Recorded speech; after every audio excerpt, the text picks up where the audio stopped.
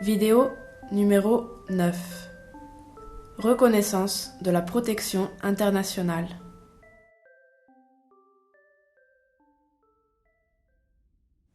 Obtenir la reconnaissance de la protection internationale, cela signifie que tu obtiens le statut de réfugié ou la protection sussidiaria.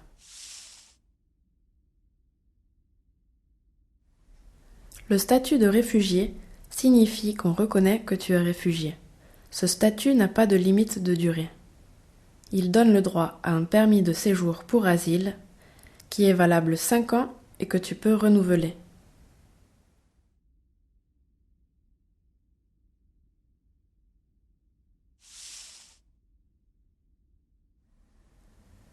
Obtenir la protection sussidiaria, cela signifie avoir une protection qui donne le droit à un permis de séjour pour protection sussidiaria qui est valable 5 ans et que tu peux renouveler. Si la Commissione ne reconnaît pas la protection internationale, mais qu'elle pense que tu as besoin de rester en Italie, elle demande à la Questura de te donner un permesso di soggiorno per motivi umanitari, c'est-à-dire un permis de séjour pour raisons humanitaires qui est valable 2 ans et que tu peux renouveler. La Commissione peut par exemple décider que tu as besoin de la protection umanitaria parce que tu es minore ou tu étais minore pendant ton voyage. Tu es enceinte ou tu es seule avec ton enfant. Tu es âgé ou handicapé. Tu es malade parce que tu as subi des violences. Ou encore parce que pendant ton voyage, tu as été arrêté et maltraité.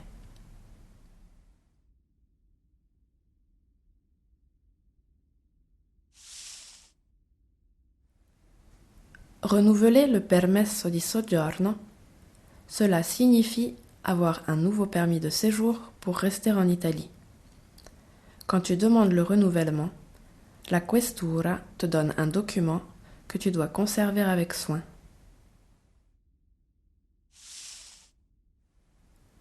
Pour pouvoir renouveler la protection sussidiaria et la protection humanitaria, la police doit vérifier que la situation dans ton pays ou les raisons personnelles pour lesquelles tu as demandé une protection sont encore valables, et donc, si tu as encore besoin de protection.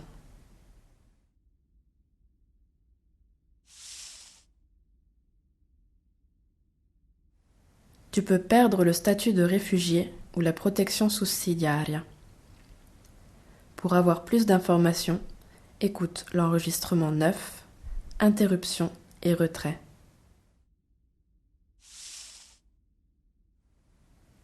Le permis de séjour pour asile et le permis pour protection sussidiaria donnent droit au ricongiungimento familiare, c'est-à-dire au rapprochement familial. Cela signifie que tu peux faire entrer en Italie ta femme ou ton mari, tes enfants de moins de 18 ans, s'ils ne sont pas mariés, tes enfants adultes, s'ils sont invalides, tes parents, mais seulement dans certains cas particuliers. Tu ne dois pas justifier l'état de ton logement, ni le montant de l'argent que tu gagnes.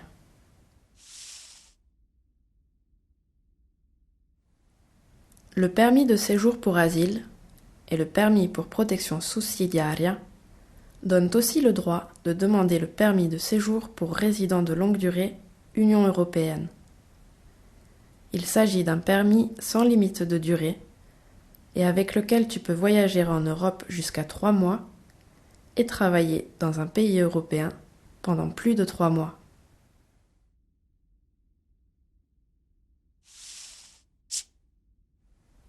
Ta femme ou ton mari, tes enfants de moins de 18 ans, tes enfants adultes s'ils sont invalides et tes parents s'ils sont à ta charge, peuvent obtenir le même permis de séjour pour résidents de longue durée Union européenne, mais ils doivent passer un test de langue italienne.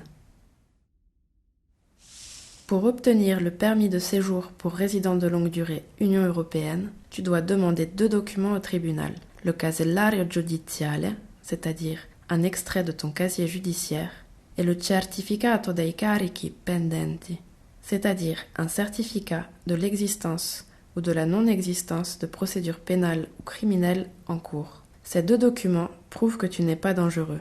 Tu dois aussi travailler, prouver que tu gagnes assez d'argent pour subvenir à tes besoins et avoir une photocopie de ton passeport ou de ton document de voyage.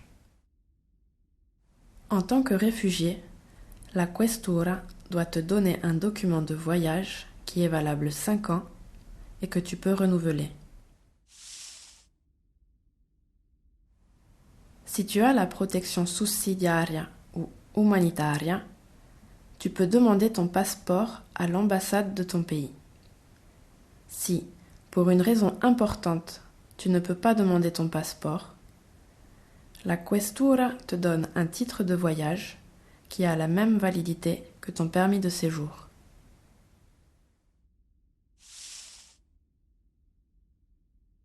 Tu ne peux pas recevoir ce titre de voyage si tu es considéré comme dangereux pour l'État italien.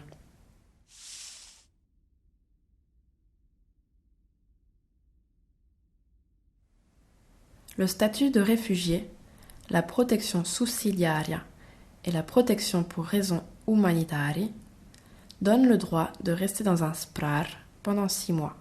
Si tu es minore, handicapé ou âgé, si tu es une femme enceinte, si tu voyages seul avec ton enfant ou si tu es malade parce que tu as subi des violences, tu peux demander à rester plus longtemps dans le SPRAR.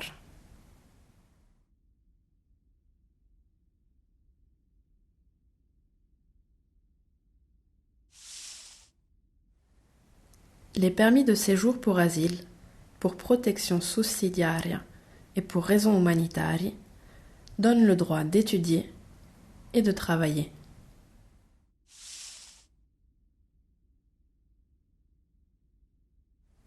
Tu peux convertir le permis de séjour pour protection sussidiaria et le permis de séjour pour raisons humanitaires en un permis de séjour pour raison de travail.